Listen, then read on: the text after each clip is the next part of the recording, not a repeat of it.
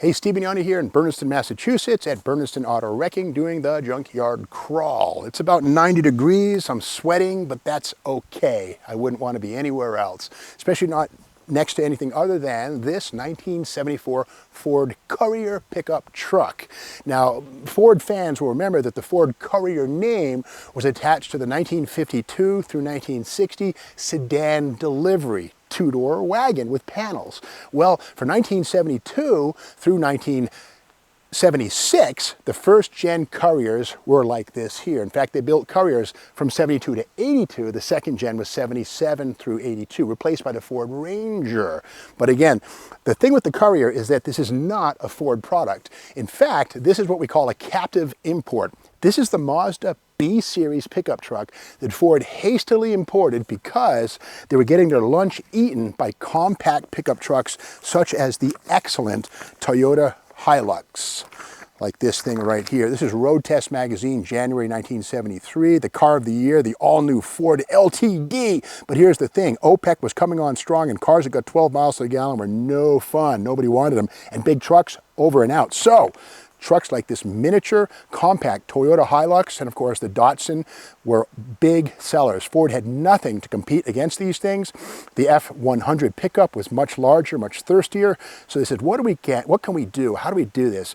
They collaborated with Mazda on this. Again, this is the B-Series. Now, Mazda did sell these in America, but they had 4 headlights, not the 2 found in the Ford Courier, otherwise quite similar trucks. This would have had a 1.8 liter single overhead cam 4-banger under the hood. It's long gone now, but check it out. In today's world of power strokes with 600 foot-pounds, this had 92 foot-pounds and 74 horsepower. But again, it was the days of 55-mile-an-hour speed limit, and getting fuel economy was far more important than horsepower or hauling ability. Although these are not lightweights. These are the 1,400-pound capacity in the bed. These are pretty capable trucks. Now, one thing you don't want to confuse this with is something called the Mazda REPU, the rotary engine pickup, which was based on the same platform. And in fact, the Mazda rotary pickups were sold in this country from 74 through 77. In other words, same basic truck, but they had wide wheels, wheel flares. And again, yeah, Mazda rotary pickups, very rare, based on the same bones as this thing right here. Now, these were pretty popular. 144,491 of these were sold in 1974. So hardly a failure. Of course, far more Toyota and Datsuns were sold, but Ford was in there swinging. Now, something kind of cool about these have drum brakes up front, but look how big that is. That's like an 11-inch drum, pretty darn big. 6 lug wheels, and again, these had a 1,400-pound capacity, so these were like, more than a half a ton, although they were small and compact. And with that little tiny 1.8, fuel economy was probably in the 24 miles per gallon range on the open road. Not too shabby. Inside, these were available with manual or automatic transmissions. And what do we have here? Okay. Oh yeah. There's the automatic. That's a Jatco, J-A-T-C-O, 3-speed automatic, and that would suck some fuel economy, probably reduce it by about 10 or 15% versus a manual transmission. But something that's is pretty cool here, of course, this has the rubber floor mat, fairly austere, but it's kind of sad how the original pale yellow paint still shines bright and pretty inside on the floor. Quite a contrast from the rest of this. Now, something kind of weird on this is, here's the glove compartment right here. This sticker here, it says driving speed and tire pressure. For speeds over 60 miles per hour, they recommend 28 PSI up front, which is okay, sounds right. 49 PSI at the back, which is like 50 pounds? What? We're usually used to hearing, 28 to 35, but 49 PSI over 60 miles an hour? What? Yep. Factory recommendation. Ooh, a coin. Ooh, I love this. I'm a coin collector too, by the way. This is kind of old. It's a quarter and, oh, it's a 1966. Okay, if this was a 64 or earlier, it would have a silver edge, not the copper. This would be a silver coin worth about 12 times face, but it's a 1966 Philadelphia, nothing really, but anyway, you never know what you're going to find in an old vehicle.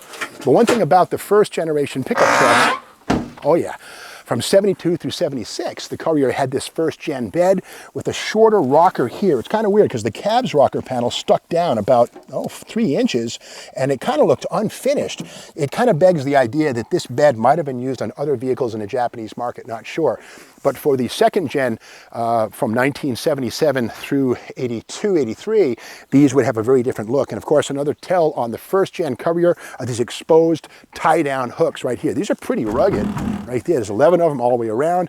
These would become smooth and very different on the second gen Courier of 1977 up. Now, something to keep in mind too, in the 70s, you know, the nation's economy was in pretty bad shape. There was something called the chicken tax, and that was basically a way of putting an expensive tariff on imported vehicles and chicken and other things to protect American jobs.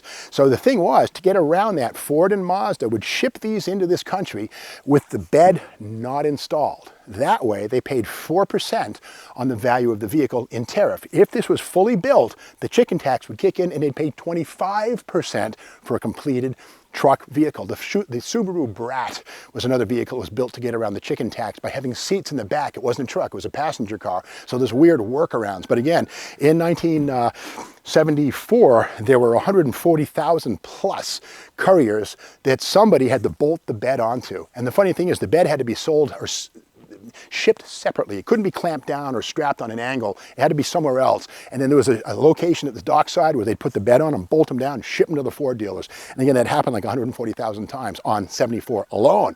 So again, the chicken tax was what allowed Ford to pay 4% instead of 25% by separating the bed from the frame and selling them that way or importing them that way. Now this again is a first gen. Tail lights are down here low. Second gen, they were more like a Ford F-Series pickup truck. The optional step rear bumper. And again, very rugged construction on these things. It's body on frame, it's not unitized. And these are pretty tough. I don't think these were available in four-wheel drive in this country. So these are strictly two-wheelers, I'm pretty sure. And something kind of interesting is here is Motor Trend, November of 77. And on the cover, oh my God, the 200SX, oh boy. Well, there it is. And of course, the kit cars from Mopar, which are kind of interesting. But more importantly, Motor Trend's Truck of the Year nominees. Now, we all know today that Motor Trend, the Truck of the Year, is a big deal. And in fact, they even have a magazine called Truck Trends, or they did till recently. But inside, here it is, announcing Motor Trend's Truck of the Year nominees right here. For the first time, we are announcing the Motor Trend Truck of the Year nominees. So again, first time ever. And sure enough, here in the top right page, there it is. The Ford Courier was in there swinging against the Datsun, the Chevy Love, and of course the Toyota Hilux and other vehicles, the Mazda. But up on the top left, the Chevy Love, that truck with the little white wheels on it, that was an Isuzu. So Chevrolet was playing the same game. In fact, they would answer the Isuzu pup with the S10 in the early 1980s. So Ford and General Motors were caught, well, kind of with their pants down, really, when the compact pickups and OPEC hammered the industry in the early 70s. This was Ford's answer to the Toyota and Datsun challenge. And again, these were sold by Mazda dealers in this country as the B-Series pickup. But I think Ford sold more than Mazda did because the Mazda dealer network was minuscule. The Ford dealer network was much larger. So over 144,000 of these things were sold in 74 alone. So you don't see many of these today. In fact, younger folks don't even know what these are. But I do remember these things running around on the streets of Massachusetts when I was a kid. In fact, I was 10 years old when this truck was new. So I think I'm looking a little better than it does, although the sweat is not helping today. But this is kind of rotted and kind of probably not going to move and go anywhere else, although maybe not. These are getting hot. Compact pickups from the 70s. Everything eventually has its day. That could well be the case. Now, keep in mind one thing about these is that these cost $2,969 new, which doesn't sound like much. In fact, it wasn't. These were $277 less than a Ford F100 step-size pickup. So these were cheaper and had the same load capacity. The step side, of course, had a narrower bed, about the same size. So these really made sense on many levels. So that's the story of the 1974 first-generation Ford Courier. No, it's not a rotary pickup truck. It'd be cool if it was, but same bones. But if you like this video, be sure to subscribe to the Steve Maggs YouTube channel, give it a positive thumbs up, ring the bell, do all that stuff, and certainly come back tomorrow for more.